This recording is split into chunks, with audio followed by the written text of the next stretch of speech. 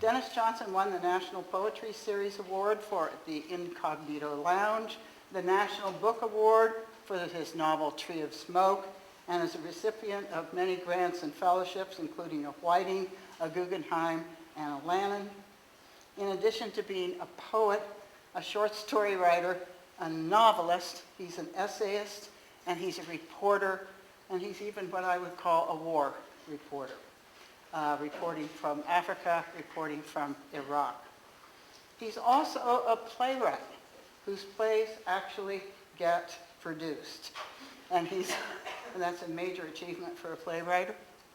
He's a screenwriter, and even on occasion an actor, having had the tiniest, but also the most memorable role in the film that was made out of his collection of stories, Jesus' Son. He's a writer who for more than 30 years has been one of the ones that people read for pleasure. Millions of people by now read for pleasure, and whom writers read for pleasure and for instruction. His characters must be hard to live with when he's writing about some of them. They're dissolute, broken down, unethical, immoral, amoral, narcissistic, deadbeat, drug-addled, semi-conscious. And some of them, though, are just people who've had hard luck. Some of them have just had bad luck. Even the murderers who didn't mean to murder anyone. Circumstances just seem to conspire against those people. Some of them are friends who did not find the time or the means to act when friends could have been saved from dying. You would not think that millions of people would want to read about these people until you read the prose, which is lyrical, stunning, and often unexpectedly hilarious. Many of the characters, if not all of them, seem to be living through or approaching an apocalypse with a dim sense that there may be just a possibility, by chance, to join the angels later. Angels is the title of one of his great novels. And angels figure in a really kind of sneaky, covert way into a scene in Jesus' Son, in which the main character thinks he sees angels floating in a blue sky above gravestones, tombstones below. It turns out to be just a movie picture in an outdoor movie theater that is showing to no audience during a snow shower. I call that weather apocalyptic. I do not know Denis well, but I know him to have a kind, generous spirit. Two anecdotes. When he was here for a semester, he was the only faculty member in the Department of English who attended every single graduate student reading, fiction and poetry reading. And when he was here, he had a play produced in New York City, and can I call it off Broadway? And he invited his entire undergraduate class to go down for the opening of that play. So we're very glad to have him back, to thank him for the semester he gave us, to thank him for the many books he's written since 2008, and to welcome a good writer. Thank you. Thanks. I was about to deny everything Stephanie said about the characters, at least in this selection. But I think toward the end we may get into a little drug addlement. But I don't think I'm going to read about anybody dissolute tonight. I'm not sure I know what dissolute means, but several years ago I was teaching a course at Texas State University in San Marcos, and I asked the students to write something short, 2 pages. And I also like to do the assignments myself. And so I wrote a 2-page thing, and then it began to kind of, the voice attracted me. It seemed to be kind of an older advertising agent agency kind of guy. And then I wrote some more short pieces where he's telling the story. And then they kind of all joined together, but each one with a title of its own, into a longer business selection, whatever you want to call it. Anyway, I'll read a couple of those, and it's nice to be able to read short things, like just 2, 3 pages, 6 pages, because I don't know, when I go to a reading, if somebody gets 1 page into their thing and I don't like it, and I think, oh God, we're going to be here, like for 40 minutes, and, But in this case, if I get 1 page into it and you don't like it, you just think, well, there'll be another one in a few minutes. Maybe that'll be better. So this is the first one, and it's called Silences. After dinner, nobody went home right away. I think we'd enjoyed the meal so much, we hoped Elaine would serve us the whole thing all over again. These were people we've gotten to know a little from Elaine's volunteer work. Nobody from my work, nobody from the ad agency. We sat around in the living room describing the loudest sounds we'd ever heard. One said it was his wife's voice when she told him she didn't love him anymore and wanted a divorce. Another recalled the pounding of his heart when he suffered a coronary. Tia Jones had become a grandmother at the age of 37 and hoped never again to hear anything so loud as her granddaughter crying in her 16-year-old daughter's arms. Her husband, Ralph, said it hurt his ears whenever his brother opened his mouth in public. Because his brother had Tourette's syndrome, interrupted with remarks like, I masturbate, your penis smells good, in front of perfect strangers on a bus or during a movie or even in church. Young Chris Case reversed the direction and introduced the topic of silences. He said the most silent thing he'd ever heard was the landmine taking off his right leg outside Kabul, Afghanistan. As for other silences, nobody contributed. In fact, there came a silence now. Some of us hadn't realized that Chris had lost a leg. I didn't even know he'd fought in Afghanistan. A landmine, I said. Yes, sir, a landmine. Can we see it? Deirdre said. No, ma'am, Chris said. I don't carry landmines around on my person. No, I mean your leg. It was blown off. I mean the part that's still there. I'll show you, he said, if you kiss it. Shocked laughter. We started talking about the most ridiculous things we'd ever kissed. Nothing of interest. We'd all kissed only people, and only in the usual places. All right then, Chris told Deirdre, here's your chance for the conversation's most unique entry. No, I don't want to kiss your leg. Although none of us showed it, I think we all felt a little irritated with Deirdre. We all wanted to see.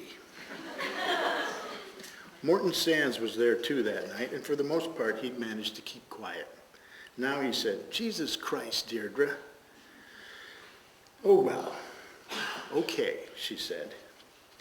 Chris pulled up his right pant leg, bunching the cuff about halfway up his thigh, and detached his prosthesis, a device of chromium bars and plastic belts strapped to his knee, which was intact and swiveled upward horribly to present the puckered end of his leg.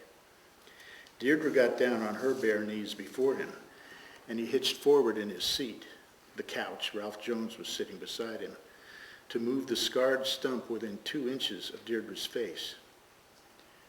Now she started to cry. Now we were all embarrassed, a little ashamed. For nearly a minute, we waited. Then Ralph Jones said, Chris, I remember when I saw you fight 2 guys at once outside the Aces Tavern. No kidding, Jones told the rest of us. He went outside with these 2 guys and beat the crap out of both of them. I guess I could have given them a break, Chris said. They were both pretty drunk. Chris, you sure kicked some ass that night. In the pocket of my shirt, I had a wonderful Cuban cigar. I wanted to step outside with it. The dinner had been one of our best, and I wanted to top off the experience with a satisfying smoke. But you want to see how this sort of thing turns out. How often will you witness a woman kissing an amputation? Jones, however, had ruined everything by talking. He'd broken the spell. Chris worked the prosthesis back into place and tightened the straps and rearranged his pant leg. Deirdre stood up and wiped her eyes and smoothed her skirt and took her seat, and that was that. The outcome of all this was that Chris and Deirdre, about 6 months later, down at the courthouse, in the presence of very nearly the same group of friends, were married by a magistrate. Yes, they're husband and wife. You and I know what goes on.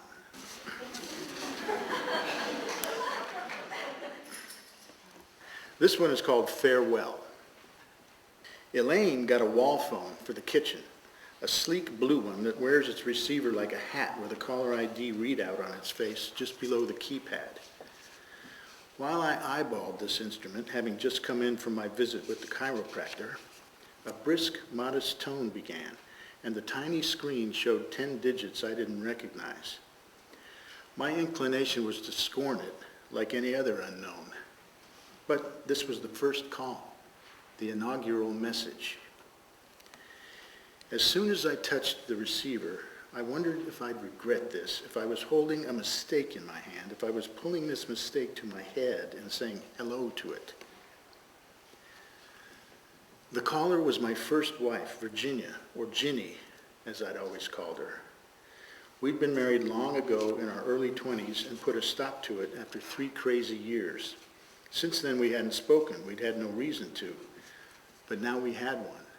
Ginny was dying. Her voice came faintly. She told me the doctors had closed the book on her. She'd ordered her affairs. The good people from hospice were in attendance. Before she ended this earthly transit, as she called it, Ginny wanted to shed any kind of bitterness against certain people, certain men, especially me. She said how much she'd been hurt and how badly she wanted to forgive me, but she didn't know whether she could or not. She hoped she could. And I assured her from the abyss of a broken heart that I hoped so too, that I hated my infidelities and my lies about the money and the way I'd kept my boredom secret and my secrets in general. And Ginny and I talked after 40 years of silence about the many other ways I'd stolen her right to the truth. In the middle of this, I began wondering most uncomfortably, in fact with a dizzy, sweating anxiety, if I'd made a mistake, if this wasn't my first wife, Ginny, no, but rather my second wife, Jennifer, often called Jenny. Because of the weakness of her voice and my own humming shock at the news, also the situation around her as she tried to speak to me on this very important occasion, folks coming and going and the sounds of a respirator, I supposed. Now, 15 minutes into this call, I couldn't remember if she'd actually said her name when I picked up the phone. And I suddenly didn't know which set of crimes I was regretting. Wasn't sure if this dying farewell clobbering me to my knees at true repentance beside the kitchen table was Virginia's or Jennifer's. This is hard, I said. Can I put the phone down a minute? I heard her say, okay. The house felt empty. Elaine, I called. Nothing. I wiped my face with a dish rag and took off my blazer and hung it on a chair and called out Elaine's name one more time and then picked up the receiver again. There was nobody there. Somewhere inside it, the phone had preserved the caller's number, of course, Ginny's number or Jenny's, but I didn't look for it. We'd had our talk, and Ginny or Jenny, whichever, had recognized herself in my frank apologies, and she'd been satisfied. Because, after all, both sets of crimes had been the same. I was tired. What a day. I called Elaine on her cell phone. We agreed she might as well stay at the Budget Inn on the east side. She volunteered out there teaching adults to read, and once in a while she got caught late and stayed over. Good. I could lock all 3 locks on the door and call it a day. I didn't mention the previous call. I turned in early. I dreamed of a wild landscape, elephants, dinosaurs, bat caves, strange natives, and so on. I woke, couldn't go back to sleep, put on a long terry cloth robe over my PJs and slipped into my loafers and went walking. People in bathrobes stroll around here at all hours, but not often, I think, without a pet on a leash.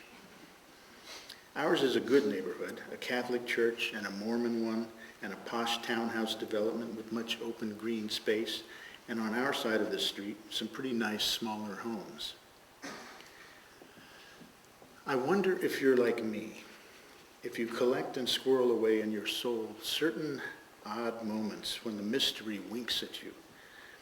When you walk in your bathrobe and tasseled loafers, for instance, well out of your neighborhood and among a lot of closed shops, and you approach your very faint reflection in a window with words above it. The sign said, "Sky and celery." Closer, it read, "Ski and cyclery." I headed home. This one is called Casanova. When I returned to New York City to pick up my prize at the American Advertisers Awards, I'm not sure I expected to enjoy myself. But on the second day, killing time before the ceremony, walking north through Midtown in my dark ceremonial suit and trench coat, skirting the park, strolling south again, feeling the pulse and listening to the traffic noise rising among high buildings, I had a homecoming. The day was sunny, fine for walking, brisk and getting brisker. And in fact, as I cut a diagonal through a little plaza somewhere above 40th Street, the last autumn leaves were swept up from the pavement and thrown around our heads, and a sudden misty quality in the atmosphere above seemed to solidify into a ceiling, both dark and luminous. And the passers-by hunched into their collars, and 2 minutes later the gusts had settled into a wind, not hard, but steady and cold, and my hands dove into my coat pockets. A bit of rain speckled the pavement. Random snowflakes spiraled in the air. All around me, people seemed to be evacuating the scene, while across the square, a vendor shouted that he was closing his cart and you could have his wares for practically nothing. And for no reason I could have named, I bought 2 of his rat dogs with everything and a cup of doubtful coffee, and then learned the reason. They were wonderful. I nearly ate the napkin. New York.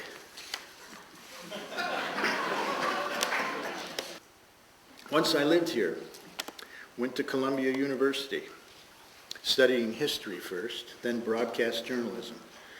Worked for a couple of pointless years at the Post, and then for 13 tough but prosperous years at Castle and Forbes on 54th, just off Madison Avenue.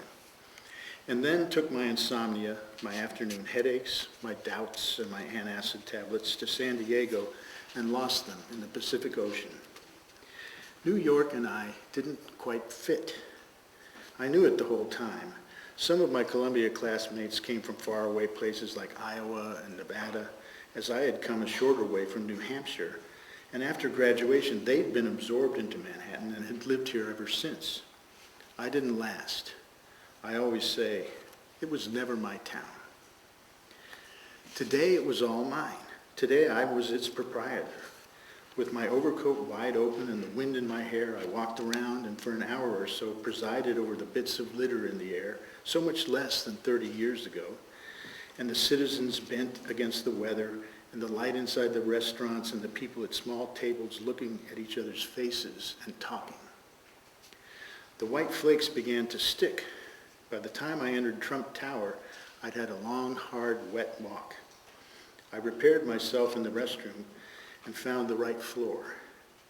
At the ceremony, my table was near the front, round, clothed in burgundy, and surrounded by 8 of us, the other 7 much younger than I, a lively bunch, fun and full of wisecracks.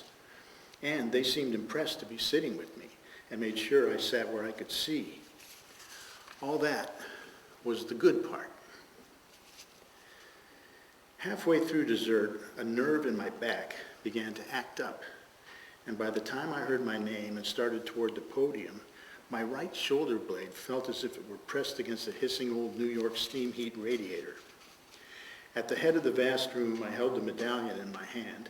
That's what it was rather than a trophy, an inscribed medallion 3 inches in diameter, good for a paperweight.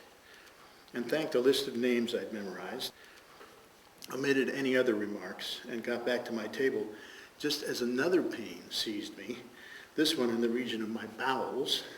And now I repented my curbside lunch, my delicious New York hot dogs, especially the second one. And without sitting down or even making an excuse, I let this bout of indigestion carry me out of the room and down the halls to the men's lavatory, where I hardly had time to fumble the medallion into my lapel pocket and get my jacket on the hook. I sat down with my intestines in flames, first my body bearing this insult, and then my soul insulted too, when someone came in and chose the stall next to mine. Our public toilets are just that, too public. The walls don't reach the floor. This other man and I could see each other's feet, or at any rate, our black shoes and the cuffs of our dark trousers.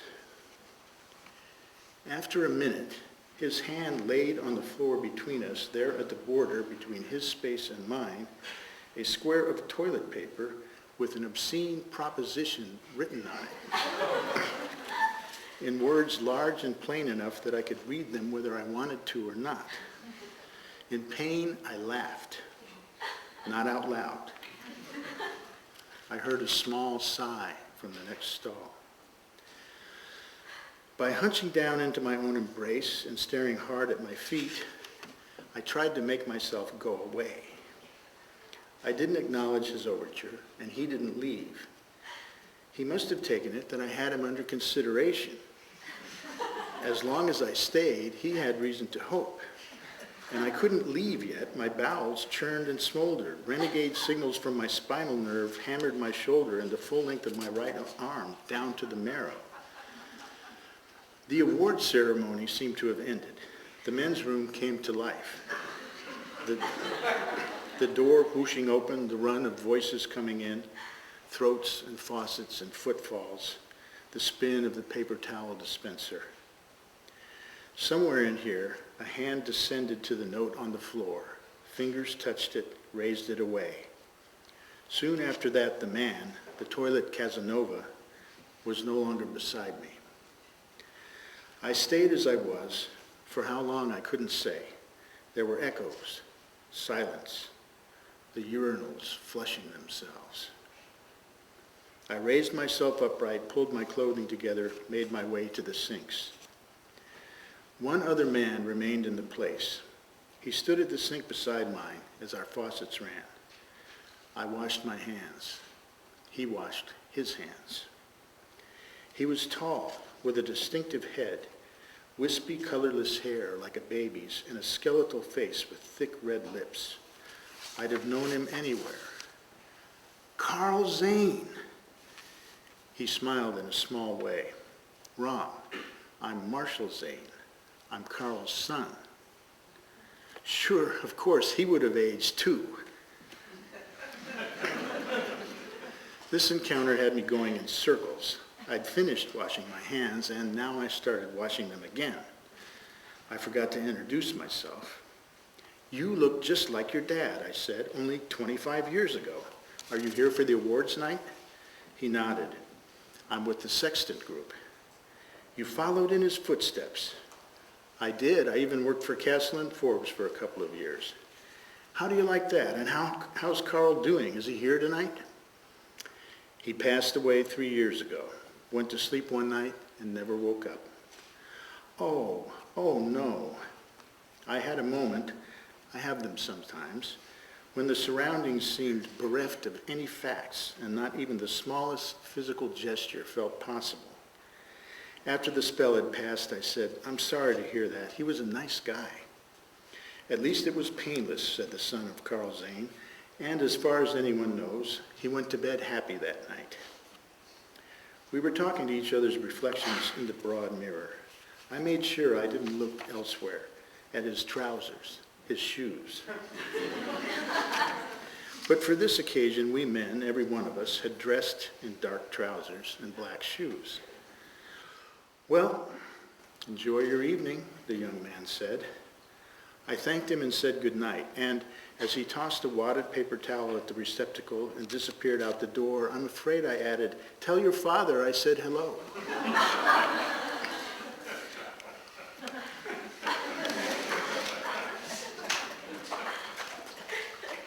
Well, that's just a selection from a longer bunch that kind of adds up into almost something. And it was published under the title, "The Largesse of the Sea Maiden." Now, I've been doing similar things, writing these short pieces, but not really separating them, letting one flow into the next, and maybe things will loop around later and get back to something that was started. And so let me read you a little bit of something like that. You can sort of tell how one, you'll get a sense of how one might just wander into the next. And the title for this, if I ever finish it, is "Triumph Over the Grave." I don't know what that has to do with any of the material so far, but I like the title. And so I will fix it as we go along so that it becomes, the material fits the title. I think that's what J.D. Salinger did with The Catcher in the Rye. It's such a catchy, weird title, but then he has the lamest reason for it to be the title. Do you recall the book? Like in the end, Holden Caulfield starts talking about sort of a vision he has about a person who catches children before they wander in the rye off a cliff, and he's the catcher in the rye. I mean, it's the silliest thing, But it does provide a reason for calling the book The Catcher in the Rye. And it's such a nice title. Anyway, Triumph Over the Grave. Oh, let me say, too, the speakers, he seems a little bit like this guy that we were just hearing from in these other pieces. But this is much more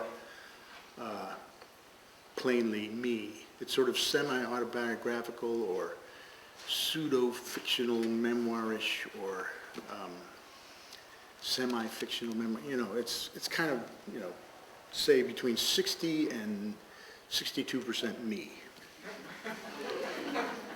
Triumph Over the Grave. Right now, I'm eating bacon and eggs in a large restaurant in San Francisco. It's sunny, noisy, crowded. In fact, every table's full.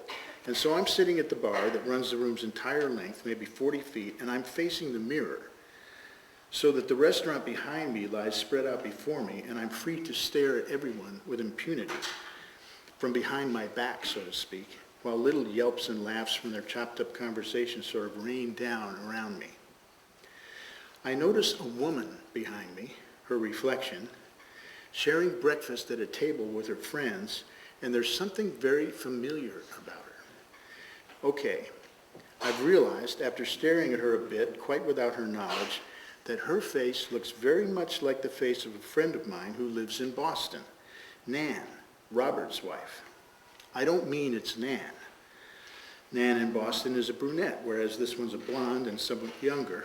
But there's so much of Nan in the way this woman moves her mouth, and something about her fingers, her manner of gesturing with them as she speaks, as if she's ridding them of dust, just as Nan does, that I wonder if the two might be related somehow, sisters, cousins. And the idea isn't far-fetched, because I know Nan in Boston actually comes from San Francisco, and she has family here. An impulse. I think I'll call Nan and Robert. They're in my phone. Odd expression. I'm going to call. Okay, I just called Robert's number. Immediately someone answered, and Nan's voice cried, "Randy!" No, I'm not Randy, and I tell her it's me. I have to get off the phone, Nan says. There's a family emergency. It's terrible because Robert, as in a movie, she breaks down sobbing after the name. I know what that means in a movie. Is Robert all right? No, he's, and more sobbing. Nan, what happened? Tell me what happened. He had a heart attack this morning. His heart just stopped. They couldn't save him. He's dead. I can't believe this statement. I ask her why she would say such a thing. She tells me again, Robert's dead. I can't talk now, she says. I've got a lot of people to call. I have to call my sister, all my family in San Francisco, because they loved him so dearly. I have to get off the line. And she did. I put away my phone and managed to write down that much of the conversation in this journal, on this very page, before my hands started shaking so badly I had to stop. I rotated on my bar stool, turned away from my half-eaten meal, and stared out over the crowd. I imagined Nan's fingers shaking too, touching the face of her own phone, calling her loved ones with the awful news. There's the blonde woman who looks so much like Nan. She stops eating, sets down her fork, rummages in her purse, takes out her cell phone. She places it against her ear and says hello. I left my breakfast unfinished and went back to the nearby hospital, where I dropped a friend of mine for some tests. We called him Wink, shortened from Winkelholtz. For many weeks now, I'd been staying with Wink in his home, acting as his chauffeur and appointments clerk, and often as his nurse. Wink was also dying, although he didn't like to admit it. Weak and sick, skeletally undernourished, he spent whole days describing for me his plans for the renovation of his house, which was falling apart and full of trash. He couldn't manage much more than to get up once or twice a day to use the bathroom or heat some milk and instant oatmeal in his microwave, could hardly turn the pages of a book, slept as much as 20 hours at a stretch, but he was charting a long future. Other days he embraced the truth, made decisions about his property, instructed me as to his funeral, recalled his adventures, considered his regrets, spoke of departed friends, pondered his odds, wondered whether experience continues somehow after the heart stops. These days, Wink left his house only to visit medical people in buildings separated from one another by hundreds of miles, and that's where I came in. Now, while I sat in a waiting room and the technicians in radiology put him under scrutiny, making sure of what they already knew, I took out a pen and a notebook and finished jotting a quick account of my recent trip to the restaurant.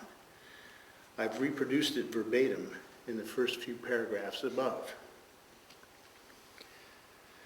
Writing. It's easy work. The equipment isn't expensive, and you can pursue this occupation anywhere. You make your own hours, mess around the house in your pajamas, listening to jazz recordings and sipping coffee while another day makes its escape. You don't have to be high functioning, or even for the most part, functioning at all.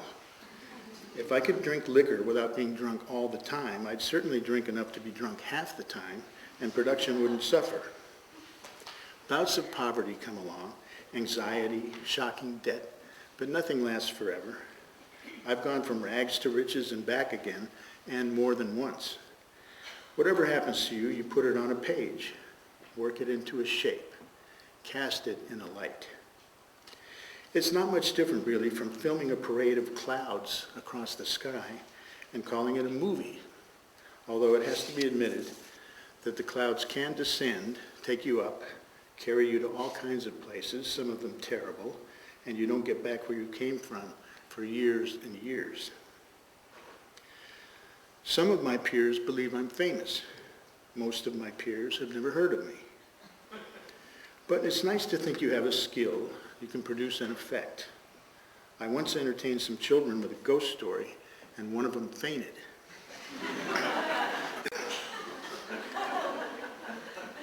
I'll write a story for you right now. We'll call this story The Examination of My Right Knee. It's something that happened to me decades ago. I think I was 20 or 21.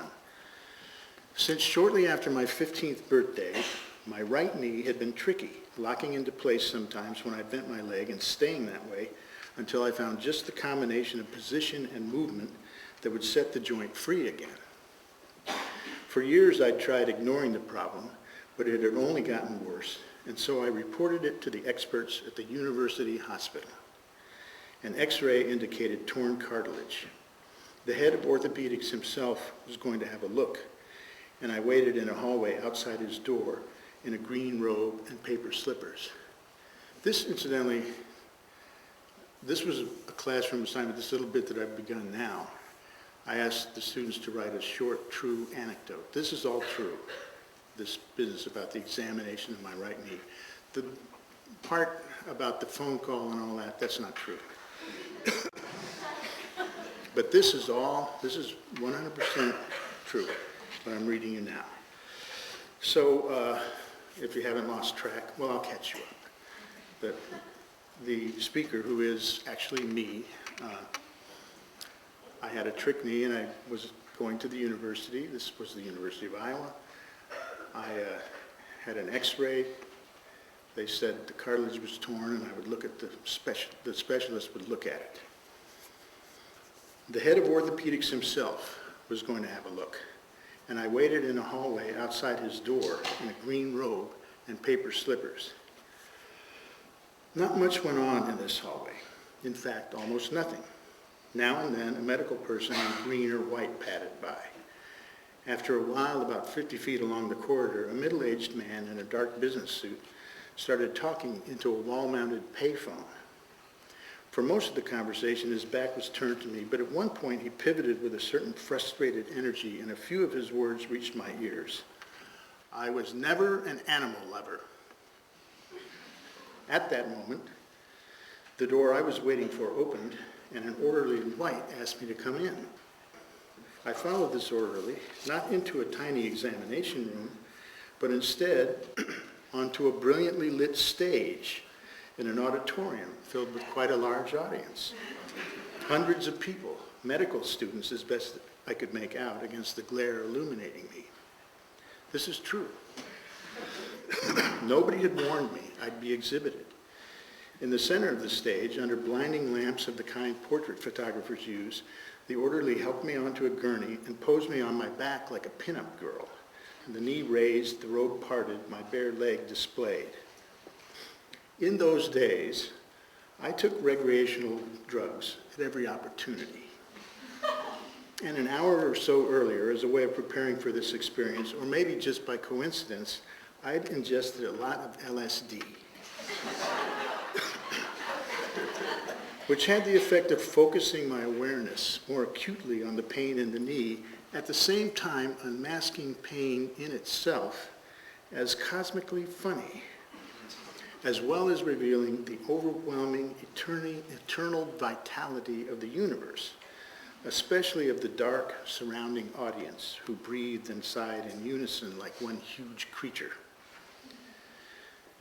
The head of orthopedics approached me. He was either a large, almost gigantic person or a person who only seemed gigantic under the circumstances. He gripped my flesh with his seething monster hands and delivered a lecture while he manipulated my lower leg and fondled the joint in preparation, I felt pretty sure, of eating me. Now you'll see how the disfigured cartilage causes the joint to seize, he said. But he couldn't produce the effect and went on straightening and bending the leg at the knee and talking jibber-jabber. Meanwhile, I observed that the great void of extinction was swallowing the whole of reality at an unbelievable rate. And yet nothing could overcome our continual birthing into the present. And any moment it would become completely impossible to mistake anything for itself. Needless to say, I didn't mention any of this. The colossus of orthopedics clamped my thigh with one hand and my ankle with the other and cranked the lower leg around gently, then not so gently, saying, "Sometimes it takes a bit of fiddling." Still, the knee didn't lock. Before this vast audience of his students, he pronounced me a faker. "There's no condition here requiring any treatment at all," he said. He pointed at me with a finger that communicated billions of accusations simultaneously. "A lot of these young men are out to fool the medical establishment because they don't want to get drafted. Well, it was easy enough for me to get the knee to lock. I just had to bend my leg so the knee was raised and turn my foot 45 degrees to the right. The noise it made when it locked was disgusting. A horrid gulping thunk. The sound came from the pre-chaotic depths where good and evil were one thing. Ah, you see, the mammoth said to his compatriot, the darkness. Now you see. I understood this to mean he was about to turn me invisible, and soon after that he'd amuse the students by making me explode. Then I grasped that he was an orthopedic specialist who, having failed to get the knee locked until I'd done it for him, was now going to show his students how to unlock it again. But he couldn't do that either. After a lot of huffing and puffing and mumbo-jumbo, he collapsed in his inwardmost self and prayed unto the darkness for help. And his prayer was heard. The darkness furnished forth the unlocker,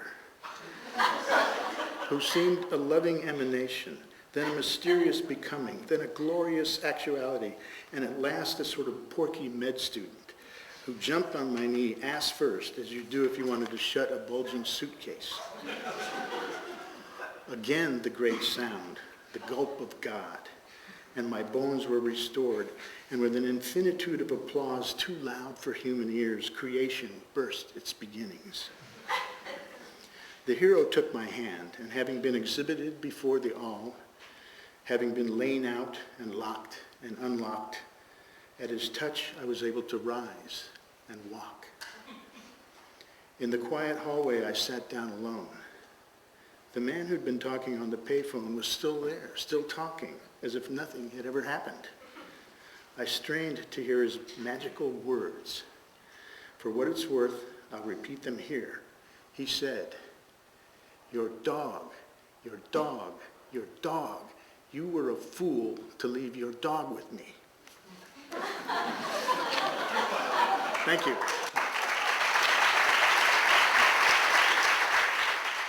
The reason I haven't left is there's going to be some anticlimactic questioning and answering. Yes? I noticed that your fictional character in this last piece was writing down the conversation just after he had it on the phone. And I've always wondered how you do dialogue so well. Is that something that you do, write down a conversation? The question was, how did my dialogue get so brilliant? Most of it was actually said by somebody. That's really what it's. Yeah, and I eavesdrop a lot, and if I hear something that sounds like it would be good on a page, then I write it down. But there is a big difference between verbatim dialogue and then dialogue that sounds realistic on the page. And that's where the magic comes in. I wish I could reveal it, but no. Yes? Thank you. What's for you, what the decision to move from, fiction to then experimenting with something that's 60 to 62% real? What sort of decisions were you making, or why were playing with it? I'm afraid I don't know. I think that was the answer.